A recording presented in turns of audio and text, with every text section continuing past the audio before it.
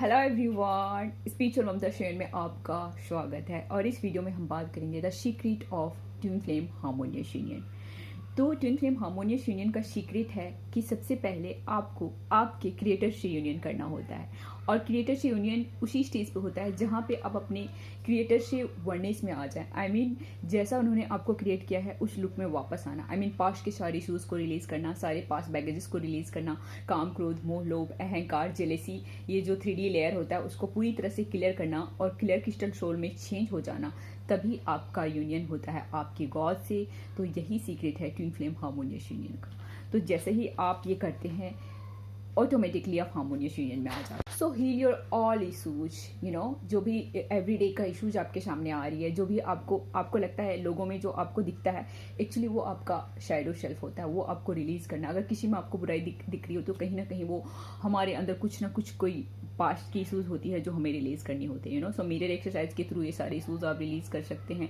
Meditation के through automatically ये सारे इशूज रिलीज हो सकते हैं। एवरीडे आपको जनरल करके आप रिलीज कर सकते हैं और पास्ट के कर्मास रिलीज कीजिए। जो भी इशूज पास्ट के हैं, पास्ट के बैगेजेस हैं, उन सबको क्लियर कीजिए। किसी के साथ कोई अपने अंदर मत रखिए, अपने माइंड में किसी के लिए कुछ मत रखिए। और जैसे ही आप प्योर और जैसे अपने सारे बोझ को उतार के फेंक देते हैं और जिस प्योर सेल्फ में आ जाते हैं तो आपके गॉड के साथ ऑटोमेटिकली आपका हार्मोनियस यूनियन हो जाता है। सो यही सीक्रेट है ट्विन फ्लेम हार्मोनियस यूनियन, क्योंकि ये क्रिएटर के द्वारा बनाया गया है। तो आपको अपने क्रिएटर से पहले यूनियन करना होता है। और ये आप अपने आप को दो भाग में बांट के क्यों आते हो यहाँ पे? अपने गॉड को ही पाने के लिए। बहुत सारे लोग को लगता है कि आफ्टर डेथ वो गॉड से मिल जाते हैं। नो, जब तक आप प्योर सेल्फ में नहीं आएंगे, आप बार बार बर्थ लेंगे, बार बार रिपीटेड पैटर्न में आते हैं। उसके बाद जैसे ही आप प्योर सेल्फ में आते हैं अपने गॉड से आप मिल पाते हो।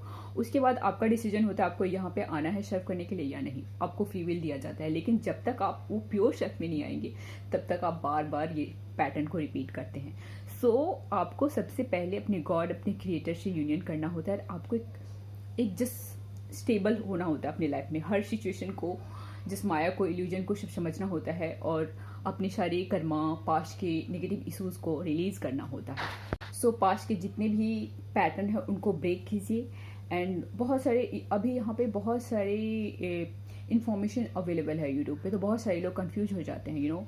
सो पहले कैसा था? पहले लोग जस्ट एक योगास को फॉलो करते थे, योगास क्रिया योगा को फॉलो करके और अपने अंदर वो यूनियन करते थे, फिर वो ऑटोमेटिकली यूनियन में आते थे।